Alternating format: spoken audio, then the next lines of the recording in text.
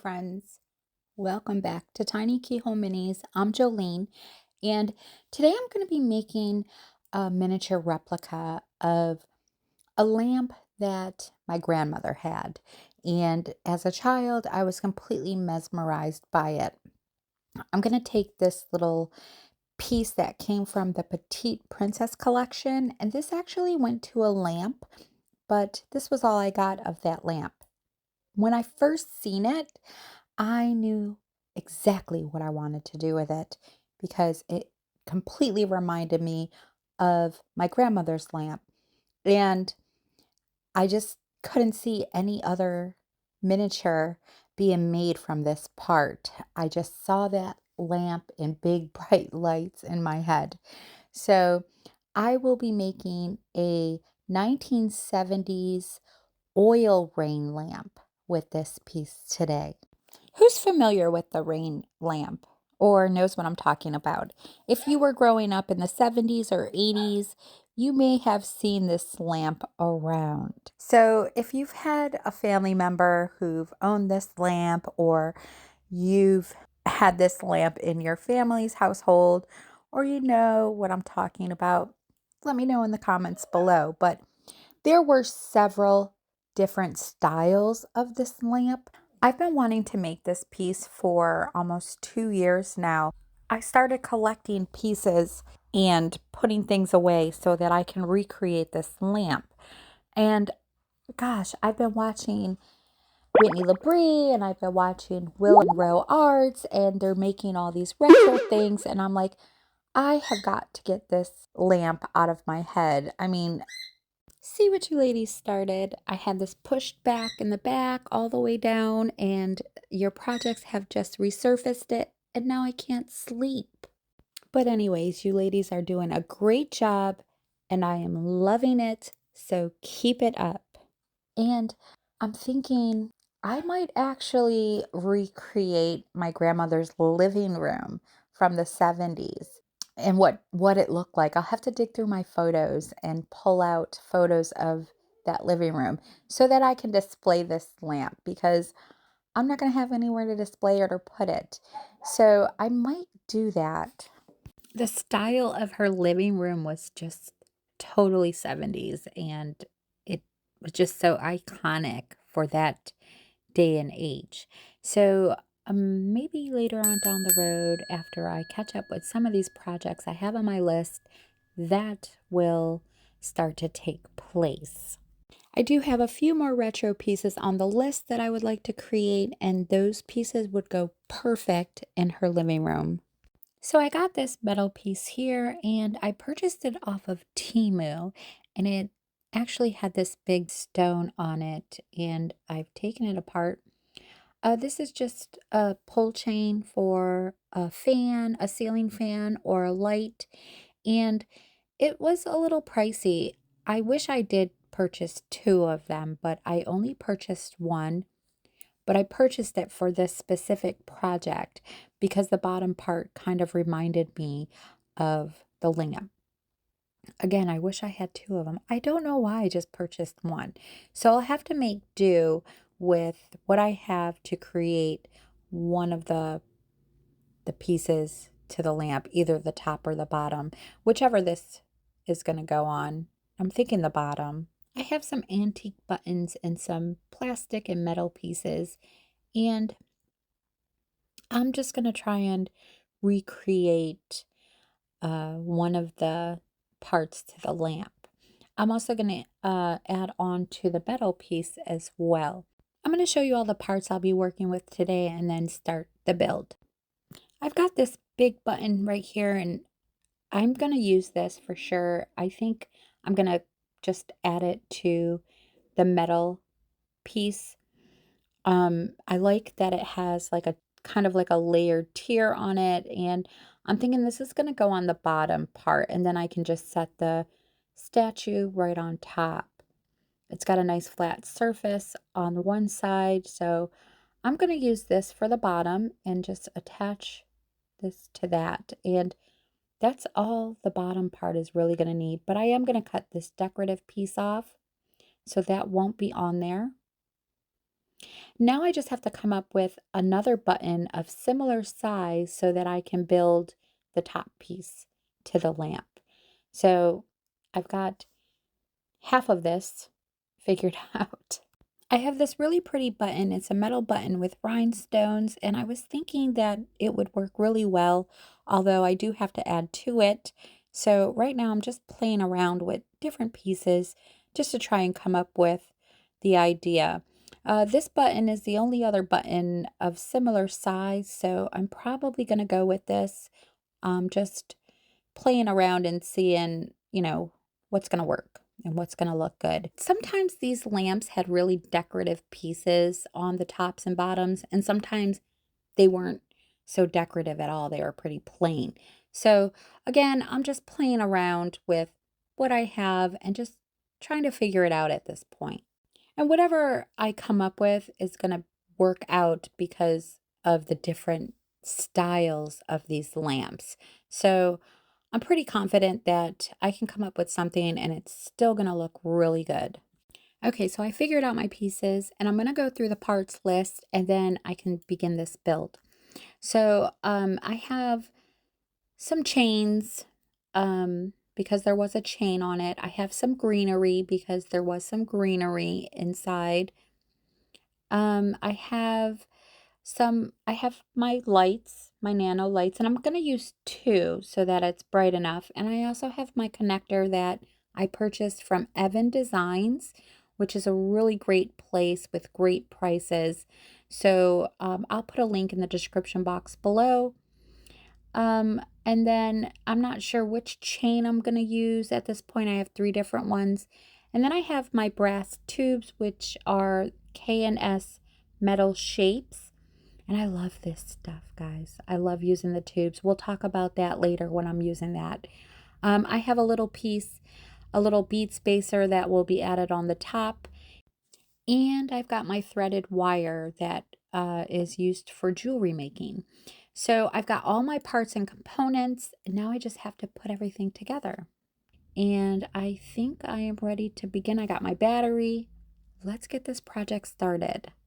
Okay, so I've taken the big rhinestone out of the middle section there, and I filed down the center ring because it had prongs sticking out of it. There is a hole in the middle, but I can't find it on the other side, so I'm going to drill the hole a little bit bigger. And then this is just going to sit on top of that, and then the bead spacer will sit on top of that part. And then I'll be able to bring the wires through everything. So that's going to be the top part. For this bottom piece, I'm going to begin with cutting off that decorative piece that goes around the bottom. I'm pretty sure these cutters are called Kleins. I could be wrong, but they cut through everything. So if you come across a pair of these, definitely pick it up. They're pretty handy and they do cut through everything. So when we're working with miniatures, we're really not working with pieces that are too thick. So there hasn't been anything so far that it hasn't been able to cut through. So now that this piece is off, I'm just going to file down around the bottom piece, but I really like this piece and I can definitely use it for something else later on. It's a pretty nice decorative piece. Again, I wish I had purchased two of these. I don't even know why I didn't because I knew I was going to use it for this lamp and there is two parts to it. But I'm just going to clip off what I can that's hanging over the little sharp pieces here. And then I'm going to take a file and just sand down these sharp pieces where I've cut because I don't want them to cut anybody or myself. I do enough of that while I'm making projects. So I'm just using a nail file. I file metal all the time. It works out. It does. It probably rips up my boards faster than I would like, but it really does work. Okay, I'm going to be using my Loctite super glue throughout this project, and I hope I have enough of this because this is the only bottle I have at this point. But I'm just going to add the super glue right around the rim and attach it to the button. And this just stuck so well, it didn't give me a lot of time for adjustments, so I guess that's where it's gonna stay. Okay, I got the bottom pieces connected, and it looks pretty good for the most part. Okay, I gotta remove this rod that's attached to the little statue, and first I decided just to cut it off. And then there was a little tiny piece sticking up that was really sharp, and I did try to file it, and that wasn't gonna work. So I decided to try and cut it off again, or cut it down a little shorter. Um, I I really don't know what I was thinking, but I just wiggled it out and it pulled right out. So I could have just took the whole piece out that way. Anyways, it's out and that's what I needed. Sometimes you just overthink it. You're just overthinking it. Okay, so for these three pieces, I'm going to glue these pieces together, all three parts. And I almost got ahead of myself there because I need to install the wires first. So I'm going to put the blue wire in one hole, the red wire in the whole kitty corner from it. And I'm going to do the same thing with the other lights. So the blue with the blue, the red with the red. And before I do that, I'm going to have to drill this hole a little bit bigger. So there's a lot of getting ahead of myself during this project and a lot of overthinking things. But I'm glad that I did not glue these pieces together before I installed the lights. And I'm also going to paint these parts because they'll be more difficult to paint once I put the wires through. So I'm going to use my black chalk paint to paint all these pieces.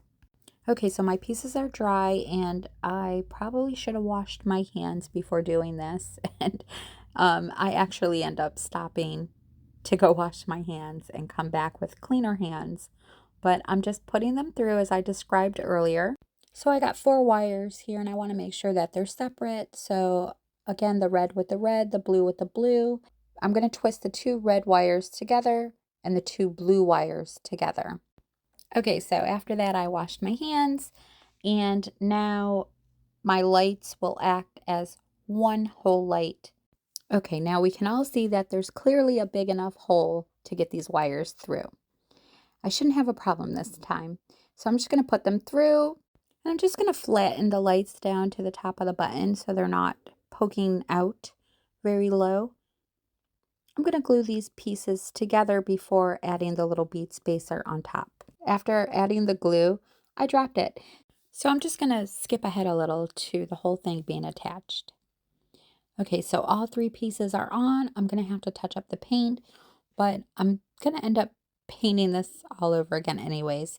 Right now I've got some card that I've cut about 1/4 of an inch, and this is going to go around the bottom of the top and the top of the bottom. And I've already painted it. Again, I don't know why, because I'm going to end up repainting these pieces over, but I've given it a black base coat, and then I went in with my stamper and my metallic antique gold to stamp around it just to make it look like metal. And I'm going to show you how I do that after I glue these pieces on.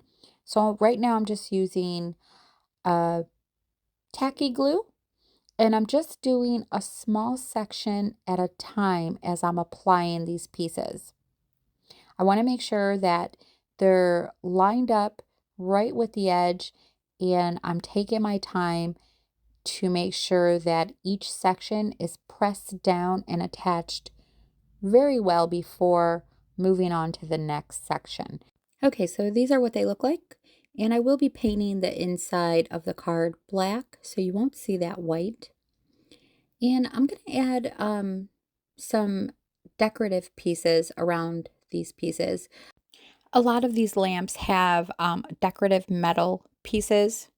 You can see the raised design on them. So I'm going to try and simulate them with some of these metal pieces that I have. I'm just going to cut up a bunch of different parts and pieces, figure out what I want to do, and apply them right to the rim. This one has some raised metal in it, so I'm probably going to open it up and just cut little pieces off of that one. Okay, this is what I've come up with, and all the white areas that you see is actually the glue that is dried, but I'm going to go ahead and give these another coat of black chalk paint. Okay, the pieces are dry. I'm taking my dauber and metallic antique gold by Folk Art, and I'm just going to stamp around the pieces, bringing out the detail, and it leaves all the black soaked into the crevices to make these pieces look more antique. Okay, I'm going to breeze through the wires. I'm just twisting the blue and red together to create one cord. I've also did the same thing with the connector. I twisted the black and red together just to create one whole cord. And now I have attached the red with the red and the blue with the black. Okay, I want to make sure that they work, so I'm trying them out before I move on to coating the wire. Okay, I'm going to breeze through the cord process because I have so much to get to. But I highly recommend that if you purchase any lights and the connecting switches or battery packs from Evan Designs, that you also purchase the shrink tube that goes around the connecting wires. It'll make this process a lot easier and it'll look a lot cleaner in the end. They're not that expensive, but of course I didn't purchase them, and I thought it wouldn't be a problem for me to just do this manually. It really isn't, but you'll get a cleaner look. And now I'm going to coat the wires with a black acrylic and Mod Podge. I'm going to do about 3 or 4 layers. So thank gosh this stuff dries really quickly, because I'm just like, oh, that's how I feel about drying time. Okay, I'm going to use tacky glue to attach the little statue onto the bottom. Okay, I wasn't really sure how I liked this area right here where the 2 buttons connected. I felt like it just needed to look like one piece. So I'm going to go in and fill it in with wood glue. I'm giving it a good layer, and then I'll go back a second time just to fill in the areas that need it. Okay, the wood glue is dried enough where I can handle it, so I'm going to go ahead and paint the cord with the antique gold, and this is going to take about 2 to 3 layers. Okay, I'm going to use my K&S metal shapes for the support bars that go inside the lamp. Now, if you have a hobby store close to you and they sell them there, you might want to purchase them there because they're more expensive online. I fortunately have a hobby store that I found close to me that sells these, so I can go back for more. And I paid about $3 for this pack, which came with 3 bars. K&S also sells a cutting tool to cut these, but you don't have to invest in that. I'll show you a solution for that. Because if you use a wire cutter like I'm using, the ends are going to be pinched closed, versus the cutter that is made specifically for these, which cuts the rods and keeps them round at the ends. There's so much to say about these. Okay, they're hollow inside, so you can fish your wires through for your lights if you're using them for your lamp posts. And the smaller they are, the easier they are to bend, the easier they are to cut. The bigger they are, the harder they are to bend and cut. I just use a nail file and sand the ends. Just sand the ends, they'll come right back to the roundness. So if you want to fish wires through, don't worry about it. Just sand them. Also, there are tutorials on how you can heat these up and bend them easily for the bigger rods, but then you're going to lose the color. So if you're wanting to keep that color, you're going to have to find another solution to bend the bigger ones because they are thicker. You're not going to need to heat up the smaller ones. You can easily bend those, but I'll put a link in the description box below for the lamps that I made when I first started using these. So it's totally up to you, but you can use these for so many things. I have a list of projects coming up that I'm going to be using these for, and I love them. I love them. So if you're making retro vintage pieces, you might want to use these for framing, Oh gosh, guys, I cannot wait to get to some of the other retro pieces that I want to create with these. But you can put rods inside rods so that you can make adjustable pieces. I made a little medical table stand and I put a smaller rod inside a bigger rod so that the table part can go up and down. So these are amazing. But again, they're like double price online. Okay, I've attached them to the bottom where they need to go with the super glue, but I'm going to have to take them out later on because when I go to put the top on, it just doesn't work out. So I ended up installing them to the top piece and then attaching them to the bottom. And I'll show you what I did to correct that. But I'm going to move on to the greenery. Okay, I found some dried greenery in my stash and it just looks more realistic than the plastic. So I'm just going to clip off bits and pieces of this and attach it to the bottom around the statue with tacky glue. Easy peasy. Okay, for the chain, I've taken a single link out of the chain, opened it up, and I'm going to attach it to the cord, placing the cord inside the ring, and then I'm going to pinch it closed. This took some time, but it will attach to the cord and then I can glue that piece right on top of the bead spacer. I twisted the chain around the cord about midway and I did it again so that it can attach to the cord. So now I have my chain and cord and I'm going to leave it as is until I install this piece later on down the road. So I'm not going to make any changes to this cord right now. Okay, moving along to install the top. I had to add a few holes, so I just drilled a few holes. They're not all the way through, just some indents so that the poles can sit inside. I actually drilled one in the wrong place, but I'll just cover that up with some more chalk paint. You'll never notice it. This way made the job a lot easier than the other way around, and I'm I'm always doing that. I'm always finding that out later on because I'm always doing something backwards or the opposite of what it should be. Gosh, I think my brain is just backwards. Like maybe it just grew in my head backwards. Okay, so I've cut the pieces of wires down to size and I'm not really sure how many I'm going to need. So I just started with 25 and hopefully that's enough. And I'm just going to add little tiny resin drops going down the wires. Now, this was the worst part of the project. It was so tedious and I just wanted to be done already. It took a whole day to do this part because I could only do like half of the wire and then cure it and then do the other half, cure it, and I was using my little flashlight. It was a total Groundhog Day, but I pre-cured with my little flashlight. Once I had all my pieces done, I stuck them in my bigger UV curer, my, you know, yeah. And I gave it a couple rounds just to be on the safe side. So now these parts are all done and I can install, and this will be the hardest part of the project, installing these wires. Okay, to install these wires, I started with attaching them to the top first, and then I can just kind of tuck them into the bottom and glue them into place. Now, I'm gluing them at an angle because on the original lamps, the wires kind of go at an angle. And at first I was putting the glue on the wire and then sticking it up underneath. And then I just found it easier to turn the lamp upside down, add the glue to the inside of the rim. Sorry, Kiwi's trying to talk over me. And then just attach the wire onto the rim. Some of the wires went on right away, and others gave me a lot of issues.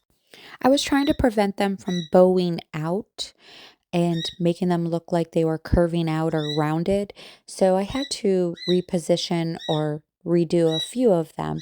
But for the most part, I got them all as straight as I could get without bowing out. And I'm just going to play some music now because Kiwi is right now, she's a cuckoo bird. And I will come back after this and we'll take a look at the final results.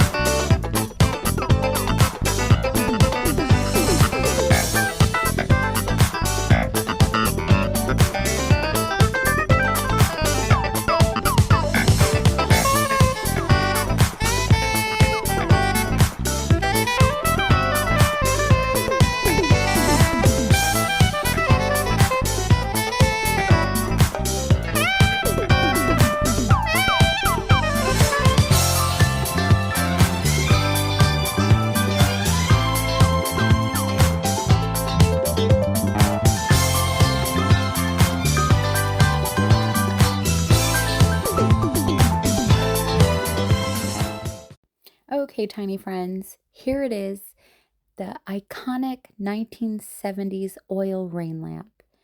And it really does look just like my grandmother's. I need to find more of these little statues so I can make another one. Let me know what you all think in the comments below. Don't forget to hit that like button and give it a thumbs up. And I want to thank you all for subscribing. Welcome to all my new subscribers. Thank you all for your support. I hope you all enjoyed this video today. Don't forget to hit that top bell notification button to be notified every time I upload a new project. Let's see what it looks like in the dark with the lights on. Until next time, tiny friends, you all have a lovely day, and I will see you all on the mini side.